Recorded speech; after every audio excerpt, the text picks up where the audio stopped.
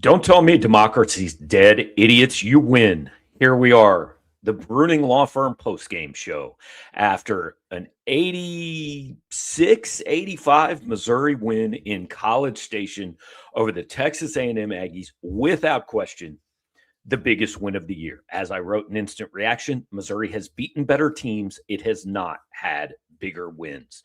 The Tigers are 17-7. They are 7-4 in the SEC. By the way, I am pretty sure now tied for fourth in the league with Texas A&M, Vandy, and Alabama. Unbelievably impressive game. Texas A&M makes 11 threes, like holds a layup line in the first half. 11 threes in the first half, 15 for the game. Mark Mitchell scores only 9 points, second lowest total he's had all season. None of it matters. Missouri, 86-85. Don't know what just happened there, but I am back now. This was unscheduled. We have no plan. I don't know if we have voicemails. We're going to get to your comments. We're going to get to Drew King from College Station, Texas, in Reed Arena when he is done with the post-game press conference. So appreciate all you guys for being here. We're up near 350 now. Just going to roll through some of the comments. Hayden Orsolin says, didn't think you were going live. Neither did I, guys. I said we weren't going live. And Drew King texted me and said, we have to do a post-game show. So here we are. Appreciate it. Do not follow Michael Brenlinger's advice. Do not go to bed, idiots. Stay here. Hang out with us for a little while. Let's talk about this one. I'm going to start by kind of going through some of your guys' comments. I'm doing this solo. Billy's not here. We didn't have this planned, so we'll get your comments. We'll do the best we can here, but I want to see what you guys have to say. First, Senior Josh, appreciate the super chat. Again, we're never going to ask for them, but we always will accept them. Before I get too deep into this, as all of our post-game shows are, we are brought to you tonight by the Bruning Law Firm in St. Louis, Missouri, the fastest-growing personal injury law firm in the Show Me State. If you're in Illinois, if you're in Kansas, if you're in Missouri, they can help you out if you find yourself in a situation where you need some legal advice, where you need to get back on your feet, you've been injured. Get in touch with the Bruning Law Firm. You can get a free consultation at 573-400-2796. Again, 573-400-2796. The Brunings have been with us through the downtime, so we want to make sure to reward them in the good times, up over 400 people, and want to make sure to get the word out about a great group of people and big Missouri Tiger fans. So one more time, that number, 573-400-2796. Mizzou 17820. Thank you for the super chat. Same thing to Jacob DeHart 1596. Thank you guys. Always want to make sure to get those on the screen and shout them out. So Breaking Bob, this team's going to take a few years off my life. Look, we'll talk about this. I texted Drew up 8, 74-66 with 730, something left. I said, you have to close this out. This has now gone from an opportunity to win to a game that you have to win. And I didn't think it was going to happen. And I will acknowledge, I don't do this often, guys. I will acknowledge, I thought the refs were going to be a big reason why. Because with that 8-point lead, actually, I think A&M had cut it to 5. Rylan Griffin hit a 3, cut the lead to 5. A Texas A&M player was falling down and grabbed Mark Mitchell, and they called Mitchell for the foul. A&M immediately goes down, cuts it to 3. They get the lead. And at that point, I thought, oh, no, that call flipped everything, and Missouri's going to get beat in a game it had an 8-point lead with 7 minutes to go. And, boy, the message board's going to be a nightmare. Missouri survived it. Every time they had an answer tonight. And credit Texas A&M because so did they. Every single time Missouri punched, Texas A&M had an answer. That was a really high-level basketball game between two teams that played good game. Like, neither team lost that game. Neither team played badly. That was a fun game. I thought there was a second time the refs were maybe going to lose it because I thought Bucky McMillan got a timeout when his team didn't actually have the ball with 3.9 seconds left. And then it went to 4.1. But I want to hold most of the Shawn Phillips talk till Drew gets on here because I feel like he's like Drew's favorite player, and Drew has defended him a lot this year. there were multiple times during this game I was starting to pull out what little hair I have left watching Shawn Phillips play basketball. But I understand his importance to this team. I understand that they are better with him on the floor. Now, he came in the game with 1:20 left, and I didn't really understand it because Dennis Gates has said before, look, it's hard to play him in situations like that because of the free throw shooting, right? But Gates not only put him in, then he runs a pick and roll with Phillips. They get Rylan Griffin switched on to him. Mark Mitchell throws a lob from, I don't know, 22 feet. Phillips goes up and gets it for the dunk. That's not even his biggest play of the game. Rashawn Agee, he had undressed Shawn Phillips earlier in the game on a one-on-one drive. He'd done it a couple times to Mark Mitchell. He gets the ball, he drives. Shawn Phillips, defensive play of the night, of the year, call it whatever you want, just straight up defense, doesn't foul. If he fouls there, it's a minimum overtime, and Missouri's probably beat because A&M was pretty good free throw shooting tonight. He didn't. He made the play. Biggest offensive play and biggest defensive play of the night from Shawn Phillips. Absolutely huge night. Jordan Haying, appreciate the super chat. I was ready for the old Mizzou kicking the balls lost, but I can sleep in peace tonight. Yeah, look, I had so every game when I write instant reaction, my final thought is kind of a big picture thing, and I always have two versions written, right? One if they lose, one if they win, and I delete one of them. The one I had if they lost was you have had worse losses, but you have not had more painful losses. It would have been so gutting to lose this game this way. Mizzou 17-8-20. Thanks again for another super chat. It would have been absolutely devastating to lose this game because, again, you had the 8-point lead, and then you had the lead with 15 seconds left. You know, to drop this one after. You guys correct me if you disagree. I think it's the best game they played all year. I'm not going to say this is Dennis Gates' best win in 4 years. I'm not even going to say it's his best win of this year because Florida's a damn good team, and that's a damn good win. But that was – you can't overstate it, guys. I said at the beginning of the week, you have to go 1-1 this week. You're already guaranteed of that. Now, if you give this back on Saturday, it does hurt you a little. You're right back in that, hey, still have to play 500. If you go 2-0, if you're riding a 4-game win streak, you're at 8-4. All you got to do is go 2-4 the rest of the way, guys. You're in. And I said this morning, I'd rather win this one than win the one on Saturday against Texas because the impact of this one, quad one game on the road. And I'm not sure A&M's as good as its record, right? They're like 42 in the net, something like that. But they are not going to fall to 76. Regardless, this is going to remain a quad one win. And that's absolutely phenomenal for this team. We're getting a lot of voicemails in now. I'm going to do my best to try to load some of them, and we'll play them when Drew's on here. I don't know if I'm going to be able to manage to do this, so stick with me, guys, as we go through. Caleb Lang, I want to dance with somebody, and look, that should be your expectation. What this win means is the tournament goes from I see the path to you should get there. I think they've got to go 3-4 the rest of the way. Again, if they beat Texas, they've got to go 2-4. And I think this team should beat Texas at home. Dennis Gates has found the sauce. He played 7 guys tonight. And the only guy he played beyond those 7, he put Trent Burns in that game for 1.2 seconds to guard the inbounds pass at the end of the first half. And Trent Burns deflected the ball, and A&M had no chance to get a shot off. So he has found his 7 guys. I think in games where maybe there's a little more breathing room, look, you might still see a few Nick Randall minutes. If Javon Porter comes back, you might see a couple minutes there. You might see Sebastian Mack in a certain situation or Trent Burns in a certain situation. But those 7 guys are going to play 94% of the minutes the rest of this season. That's where they're at. And you guys have been asking for it, and he's done it. the last couple games. Freeway Jared says withstanding A&M making 11 threes in the first half is a win in itself.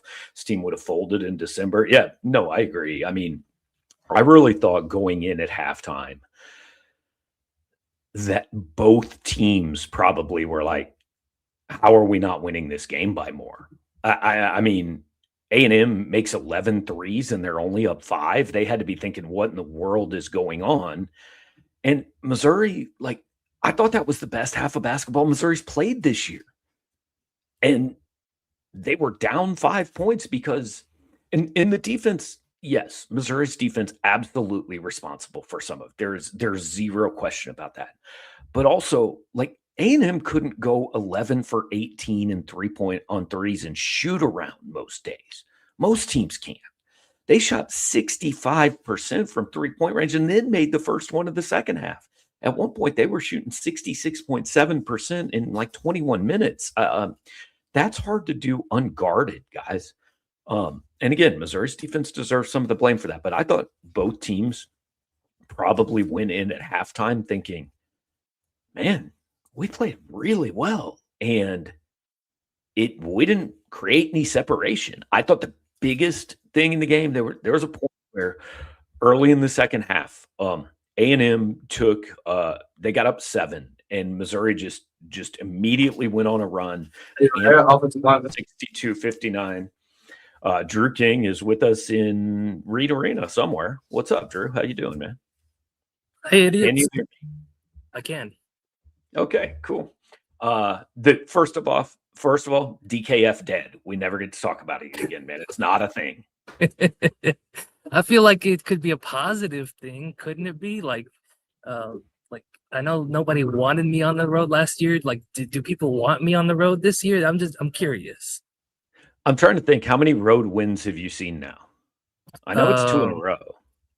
It's plus Kentucky, so plus Howard. So you've been at 4 road wins. It's not bad, man. Not bad. Important ones. I think it's enough to. I say, do you agree with this? I said in instant reaction, they've had better wins. They have not had more important wins. Yes. Well, I don't know. The Florida win was pretty important this season, but it was so early. Like, yeah, this one you knew what the stakes were going into it, and I think that's why it feels a little bit more impactful for sure. But wild game. Thank you for sending me, by the way. That was a fun one to watch. Absolutely. I mean, there were many, many times I thought that game was over. Many times, but both, and this is not just a Missouri thing. I thought both teams deserve so much credit, man. Every time they got punched, they had an answer. Both sides. Yeah, absolutely. Like, I thought it was absolutely insane that Mizzou gave up as many 3-pointers as they did in the first half, and we're only down 5 at halftime. Like, they were playing out of their mind in every aspect except for the 3-point line. And Dennis Gates said in his press conference, he was like, I kind of felt like A&M was going to cool off. I told my guys, let's not change anything. Let's slow the game down a little bit. I know there's everybody wants to take more threes when the other team is hitting a bunch of threes on you. And Dennis Gates said, I want us to cut our threes in half. I want us to get to the rim a whole lot more. I want to get to the free throw line, slow the game down. And they went out and did it. And that turned the momentum for them. And so I know we love to rip Dennis Gates when it's a bad night, but Dennis Gates deserves a ton of credit in this one, I think. Absolutely. I mean, down to the point where I said this before you hopped on. With 1:21 to go, I saw Shawn Phillips come in the game, and I just thought, like, he's talked a lot about it's hard to play him in close games because of the free throws. He was 0 for 3. Like, I know Missouri was in the double bonus, but I still kind of thought if it gets close, A&M just fouls him. And gets the ball back. And not only was Shawn Phillips in the game, like, we will start the tour of Shut Up Gabe with Shawn Phillips. I mean, offensive play and defensive play of the game. He was the hero tonight. I mean, this is the third game in a row where I've said, you know, if you've ever wondered why Shawn Phillips is out there, now you know. Like you can, his impact isn't always in the box score, but you can feel it, right? Like, and thank you to Brandon, I mean, for the super chat there. My thoughts on Phillips are like, he's so important for what Mizzou does, and he does a lot of things that make you pull your hair out if you have any hair. Apologies to Gabe. No, I made the same joke. It's fine. Okay. But he does so many things that are positives for Mizzou. Like, I don't remember what his exact stat line was, but he was cleaning up the glass. He was doing a really good job of defending the twos that helped Mizzou get into the game in the second half. And then that last play that Gates drew up for him, it was the same one where he missed earlier. And he said he caught his elbow on the rim on the first try. That was why he missed it. I get it. That's happened to me a couple times. I understand. It happens to all of us. But so like Gates said, I knew that play was going to work. And Shawn Phillips went out and did it. And then on the other end, Gates said we knew exactly what they were going to do. They wanted to get AG the ball.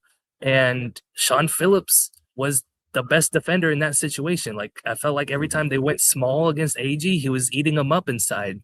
And Phillips said, I knew he was going to go to that spin. He's been going to that spin all night long. He beat Phillips on that move in the second half.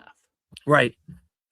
So Phillips just kind of let him spin into the help defense, didn't foul, and then blocked the shot to seal the game. Like, I thought that this was by far his best night. And I want to be clear. It was not a foul. The way that second half was called, I was shocked they did not blow the whistle. Yeah. You know, I mean, it wasn't a foul. It was very good defense, but they called a lot of things that weren't fouls on both teams. Yeah, the officiating was rough all night long. I think they missed 2 goaltending calls, but credit to them for letting the players decide the game in that spot. Yeah, that's all I got to say about that. Totally agree. Want to point out, guys, up in the upper corner of the screen, there's a QR code up there that'll take you to the Bruning Law Firm's website if you need a little bit more information from them.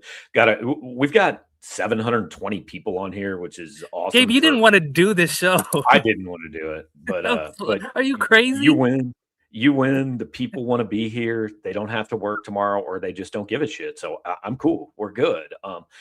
Jordan Haying says, give credit for the rebounds. Yeah, that's the thing that we knew they were going to have to do well. I mean, there were multiple things, but coming in, like, that's the one glaring weakness on this A&M team is they just, I mean, AG's the biggest guy, and like he's listed at 6'8" or 6'9", but the TV crew said, look, man, that guy's maybe 6'6". Yeah. That's generous.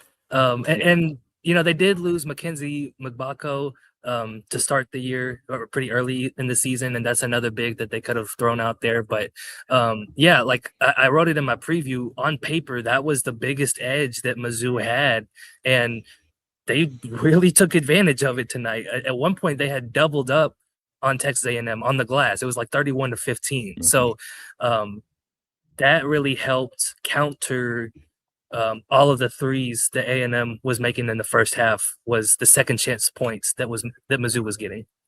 Yeah, ended up 39-26. And before we move on, this is one of the weirder super chats we've gotten. Mizzou fan 9, I love you, Gabe. Please don't die.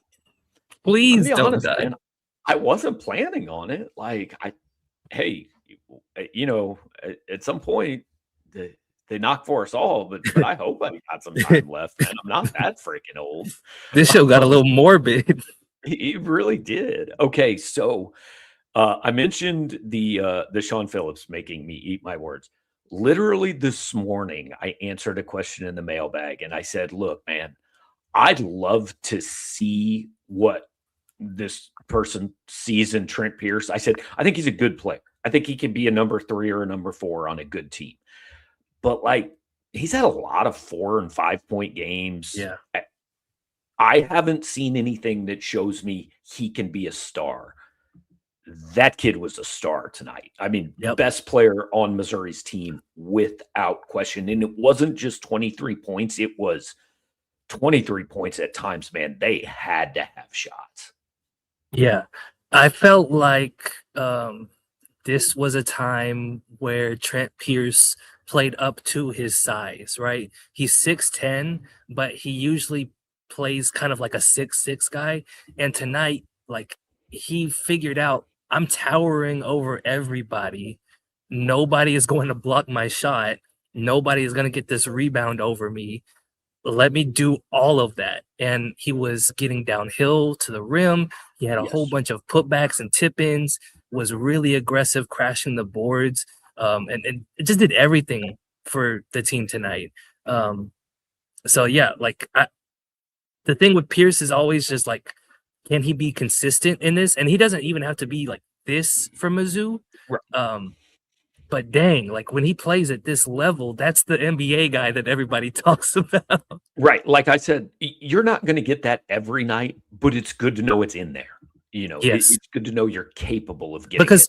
Because Mark Mitchell, like, kind of got shut down by AG a little bit. AG's going to make an all SEC defensive team. And Mitchell missed that last shot that would have gave Mizzou the lead. And Mizzou had to go down and get a stop to give themselves one last chance. So for Pierce to step up, that won the game for Missouri easily. And Mitchell, like offensively, I thought it was not one of his better games, obviously 9 points. And he just looked passive at times, right? He he had 8 assists. Right. Well, that's what I'm saying. Chill, I'll get there. Well, but, no, but like he was passing. He didn't look like he was looking to score, but I didn't realize he had 8 assists. I mean, he's the best passer on this team, and that's not an easy pass that he made to Shawn Phillips, man. That takes some balls to make that pass. Yeah. I'm gonna be curious to see. I don't even know how I would look it up, but like, when's the last time a 6'9" guy had 8 assists in the SEC?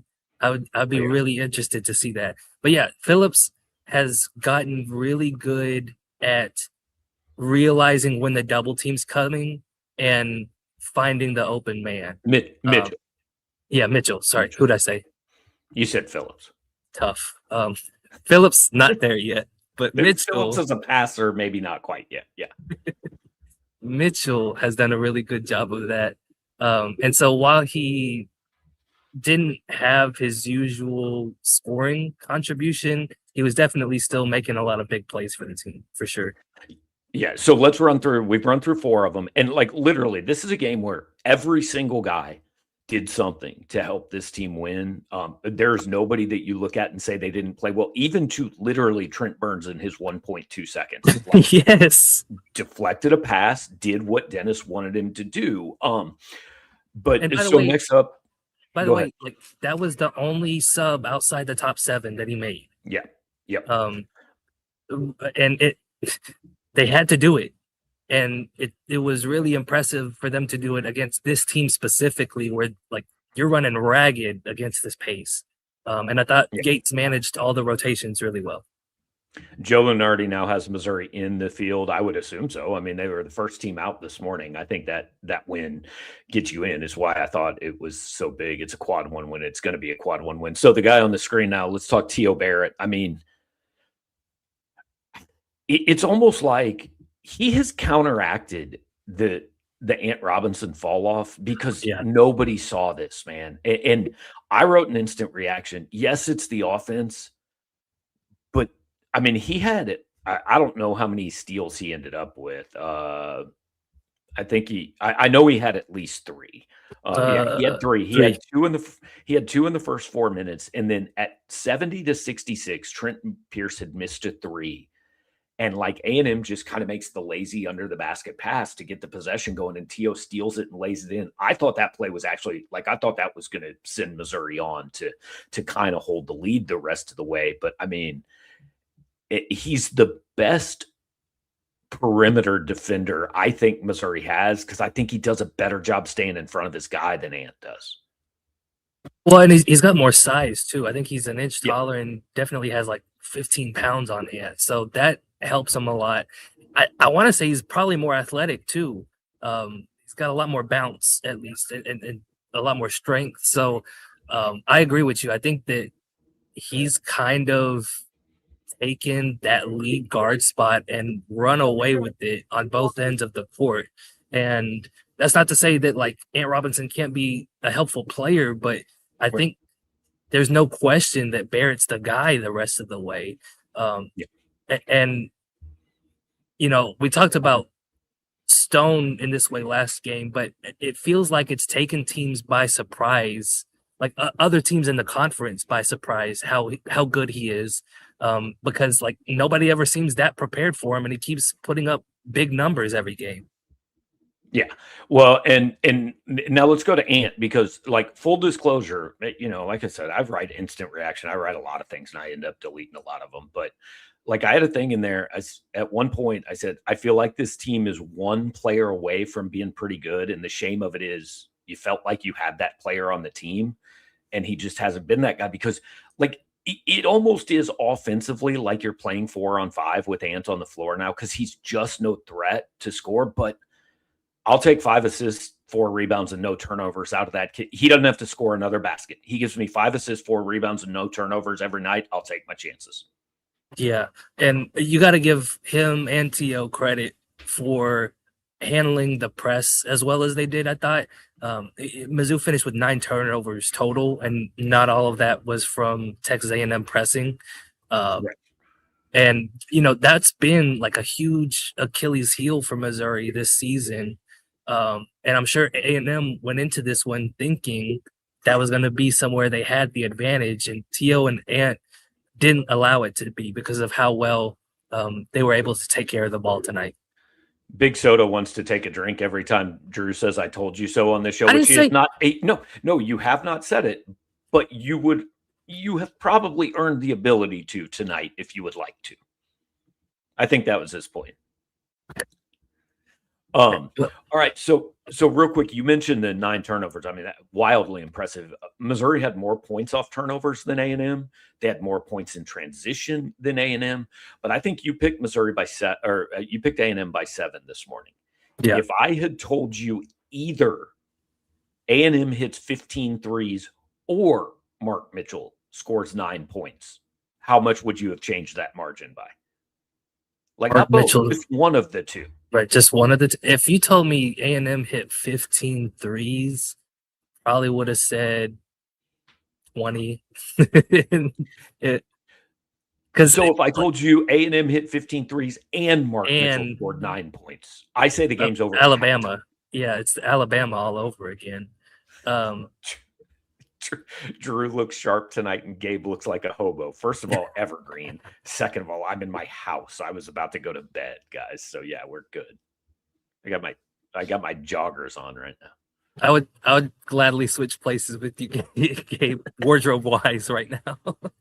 So look, man, I mean, you cannot overstate how big it is, though. We said they had to go 1-1 this week. They already are. So like now I feel like this is the first time probably since when they were 3-1 in the SEC when they went to LSU, and we kind of said, okay, all you got to do is go win in Baton Rouge, and then you start talking about, okay, where can we finish and what's the seeding and all that. Well, obviously they lose that game, and they have not been back in this position since. I feel like now they're in a position where you are 1 win away from, hey man, all right, now let's focus on get the hell out of Dayton. Yeah. How high can we push the number? Yeah. And we but talked about that win. Right, because we talked about how Texas is going to be relatively easier compared to the rest of the schedule. Same with Mississippi State and Oklahoma and South Carolina this last game, right? But even if you picked up all 4 of those wins, you were still going to have to beat a team like Vanderbilt or Arkansas or Tennessee. And so by getting this out the way, like you have given yourself some breathing room here where you hypothetically could drop a game against Mississippi State on the road and still wind up making the tournament. So that's very helpful. And then like if they go and beat Texas at home, you're at 8-4 in that point, and I think it might be safe to start talking about them like not being a bubble team anymore, and maybe trying to challenge for even a 9 seed at that point, right. Depending on how the rest of the year goes. And so I'm gonna write about all of it in my column that comes out on Friday. Talk to a couple bracketologists this week, so be on the lookout for that. You got a lot of work to do tonight. Do you want to hang around for voicemails or do you want to go right? It's completely your call. I got about 8 of them loaded. I'll hang around for a couple voicemails. Okay, let's get to a couple voicemails and see. We actually had 2 that were left before we even said we're doing a live show. We got some people that are just like, "Fuck it, man. Here's what I think." I'm calling in regardless if there's a show or not. Here we go. Hey, Gabe. Great win against A&M tonight. I feel like that just made the game on Saturday against Texas way more important. And Gabe, I have one favor to ask you. I I'm not know taking my that shirt off. journalist of yours, Drew King, that handsome-looking man, went to UT, Texas. Make sure he is not given any little tips and tricks to UT, because I know secretly down in him, he wants the Longhorns to win. Bye. Drew, have you texted Shawn Miller a scouting report yet? I haven't yet. Okay. We'll get around to it at some point. Listen, here's what I'll say though, right? Texas doesn't pay my bills right now, is the thing, right? Bingo. So I'll leave it at that. And look, I think I can speak for Drew in this. Drew don't want to go to Dayton, man. No. Like, let's go ahead and get off that. Our friend Sam McDowell texted me right after the game and said, "Hope you learn how to speak Dayton." And I said, number 1, that's funny. You think I'm going to Dayton. Number 2, I don't think they're going to go to Dayton. Gabe, Drew, we have never been more back. You beautiful men. Dennis with the best play out of a timeout of his tenure at Mizzou. Trent Pierce, you guys talked about him being the ceiling for the team. Finally came through, showed that. T.O., dog. Love that dude. Come on, MIZ. I got no comment. You got anything? I feel muy bonita. There you go. I don't know what that means. Pretty good game, Gabe. One of the best of the year. I'm very beautiful. Great job by Pierce. Phillips got some rebounds. Didn't lose us the game. Yeah. Got by the good shooting of A&M there in the first half and held on. AG there in the middle is of course, but Phillips did the best he could here at the end and got us out. Go Tigers. There you go. Real quick, I know you said you talked to Shawn. Was it just Shawn and Gates after the game? Anything I got stand out? Pierce too. I obviously asked Gates about Shawn Phillips, and I asked him, like, how have you seen him grow this year? And what Gates told me was that he actually wanted to make Phillips a team captain going into this year, because he's got that kind of presence with the guys. Why not? Everybody else is. Everybody else is. But he said that Phillips turned down the job because he didn't really want that responsibility being a new guy his first year on the team. But Gates was like, he's a leader for us, and his voice has gotten louder as the season's gone on. So it's just a really cool moment for Shawn, for sure. So I'll share a little insight into Phillips. Had a conversation earlier. I think it was earlier this week. Could have been last week with somebody. And when Shawn kind of went through that, he was a little injured, a little sick, missed a couple of games. This person told me, like, Mark was every day he was asking the staff, like, "Hey man, is Shawn good to go?" They said Shawn Phillips is Mark Mitchell's favorite guy on this team. Like, he wants him on the floor because he knows how much better that makes us. Also, they're roommates, so I would think Mark could have just asked Shawn like how he was feeling. I wouldn't think he called the staff, but I don't know.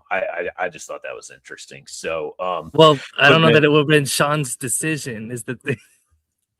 Fair. Good point. Look, good night for the DKF. Good night for Dennis Gage, Shawn Phillips. That was, I feel like, you were there, so it was different. Most fun game this year? Oh, for sure. Like Kentucky was fun. Florida was pretty fun, but this one, with all of the back and forth at the very end, I'm really interested to see what the Ken Palm win probability chart looks like, because it's going to be like a lie detector when Interestingly, Gates talks about injuries. I thought it was intriguing that that Missouri did not move in Ken Palm after this one. That is surprising. 52. Yeah, I guess it's because it's a 1-point win, but they were still.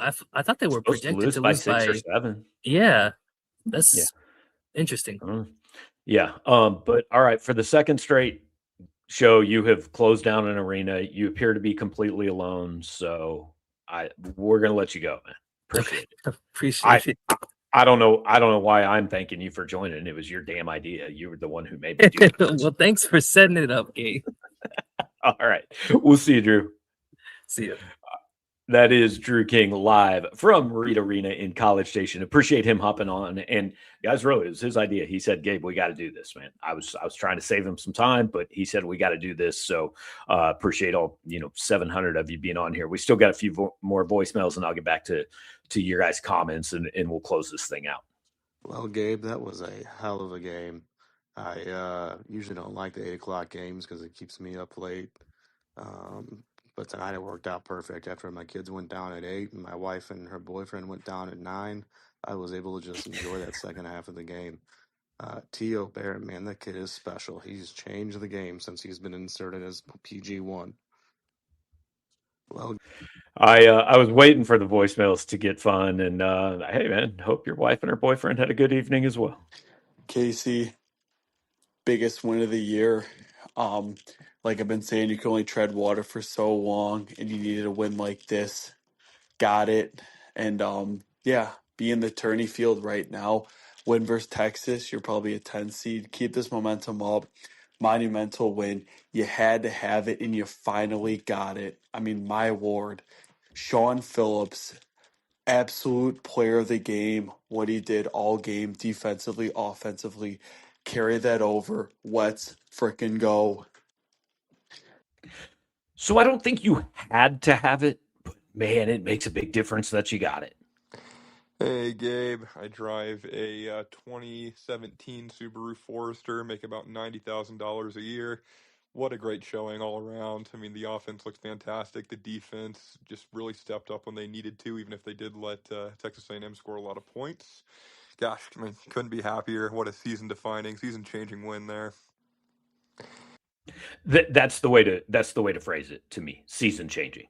And yes, Auburn, Florida, Kentucky, all huge wins. I'm gonna read you. A friend of mine sent me a text a tweet from John Rothstein after the game. The Tigers now have road wins at Texas A&M and Kentucky, as well as a home win over Florida. All of that is going to travel all the way to Selection Sunday. Like, this is one that matters in 31 days, guys. This one matters on, I think it's March 11th. Hey, Gabe, maybe you're doing voicemails tonight. I don't know. Maybe I'm speaking into the void, but I make $55,000 a year and I drive a 2017 Honda Civic. And I just wanted to say that's one of the best coach games of Dennis Gates' career. And as I posted on my Twitter page, I am hard-pressed to find an example in just about any sports team I've ever followed where a player has gone from completely unplayable to unironically in the conversation for the team's second best and sometimes best player on a given night, like T.O. Barrett has. So, great win. MIZ. That's all I've ever wanted out of analyzing this team and being on this show. We blame Dennis when it sucks and when he deserves it. When he does it well, you have to give him the credit. And guys, he did it very, very well. Now, the players deserve a ton of credit too. I mean, Trent Pierce made shots, Shawn Phillips made plays. All over the court. Every guy on this roster was involved with this win, but so was Dennis Gates. And I think it's good that it came down to, like, clearly just he designed a play that won the game, because that's something. There's no ambiguity. You don't have to be a basketball genius to understand, to see that. right? Some of the things, like, you can blame him, 8 for 23 from the free throw line. He's a horrible coach. Well, if you know what you're talking about, that's not coaching, but people put it on him. This, like, it was right there for everybody to see. And I'm not saying Dennis Gates is the greatest coach in America and he'll never make another mistake. People might try to fire him Saturday. I'm just saying he gets the heat when it goes wrong. He deserves the credit when it goes right. Yeah, Freeway Jared here.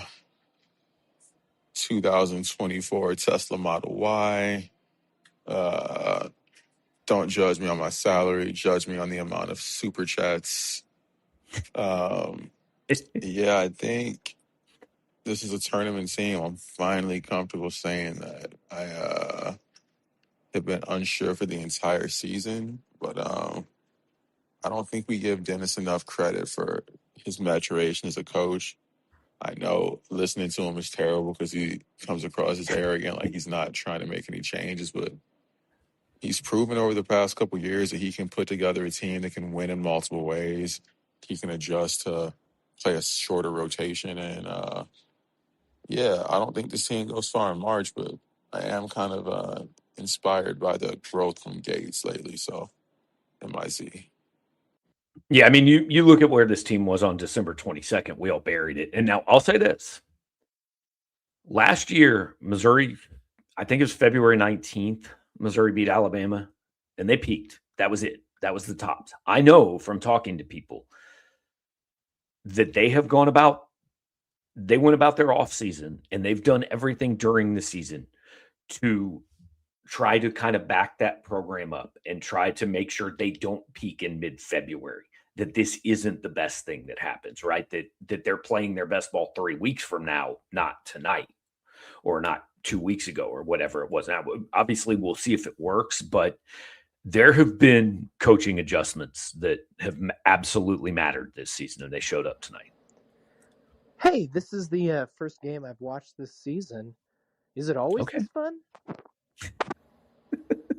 No, it's almost never this fun. And I do want to say, like, just guys, that's a game where if you aren't invested in who wins, if you're not a Missouri fan or an A&M fan, like, that was just a hell of a college basketball game to watch. Like, I watched Kansas, Arizona for the last 9 minutes the other night. And obviously I was a little invested in who won that game, but, like, that was just a good basketball game. And tonight was the same way. I mean, that was two pretty good teams, not great teams, but pretty good teams that played really, really well for most of the night. Like, I didn't feel like Florida played great when Missouri played them. The Mizzou Kentucky game, like, Mizzou wasn't great for a lot of that night, and then Kentucky gave up a 15-2 run at the end. I really don't feel like whoever lost this game, I don't feel like they should go home thinking we blew it. I feel like the other team came and took it, and that's what you want to see. Gabe, Tiger Terry, great win for these Tigers, Gabe. It's something I just got to get off my chest. I'm watching this game tonight with my family. There's about 2 minutes left. I'm on the edge of my seat. Dennis calls him a timeout, and camera pans over the huddle, and what do I see? But that beanpole, Trent Burns, and Gabe, he gets just straight sagging his pants halfway to the floor. I mean, come on, Gabe. How am I supposed to explain that to my kids? Okay, I ain't been this scandalized at a Mizzou sporting event since Tyler Beatty had his pants pulled clean down, bare cheeks by a defender running for a first down. Okay, we're going to the tournament. Fight, Tiger. That is Tyler Bidet to you, Tiger Terry, but appreciate the call, man. Good to have you back on the show. I know everybody looks forward to it. Guys, I know we missed a lot of comments. Hopefully you guys enjoyed the chat. Dakin says we need the John Clayton, hey, I'm done with my segment shot of Gabe after this show in his jammies and Slayer shirt. I feel like that is the best comment of the show. I don't know that we can top it. But seriously, really do appreciate. Oh, hang on, I did miss a couple of super chats. Jordan Haying, it's time to get a wig and dye the beard. Come on, man, I am embracing this. This is when you're on YouTube every day, like, that becomes a little obvious, right? I can't do the just gradual phasing back in. I'm good. Been going bald for a long time. Doesn't bother me at all. But appreciate the super chats and do really appreciate all you guys being here. Todd Hartstein, thanks for the super chat. And I think we topped out about 750 people, which for a show we didn't plan, 11 o'clock on a Wednesday night. That's awesome. And this is like, there are a lot of places in this league. Drew texted me before the game, said it looked like it was maybe 60% full at Reed Arena, and it's the second best crowd he's seen on the road this year.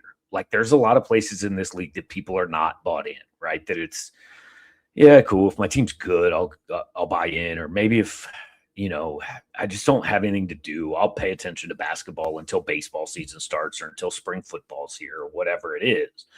This is not one of those places.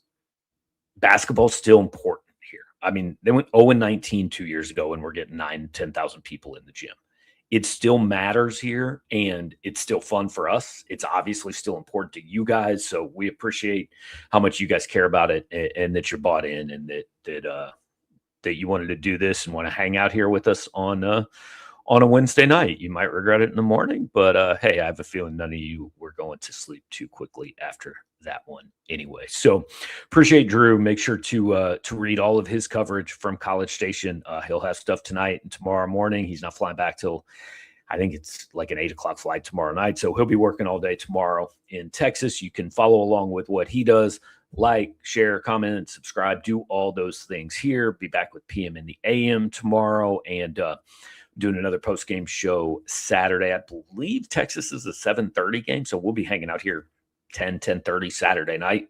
Same time, same channel. Join us then. Brought to you, as always, by our friends at the Bruning Law Firm. Once again, reach out to them at 573-400-2796. They'll give you a free consultation. All they want to do, get you back to your life as quickly, as efficiently as they can. They don't get paid till you get paid. So free consultation at 573-400-2796. Thanks for hanging out, guys. Talk to you next time.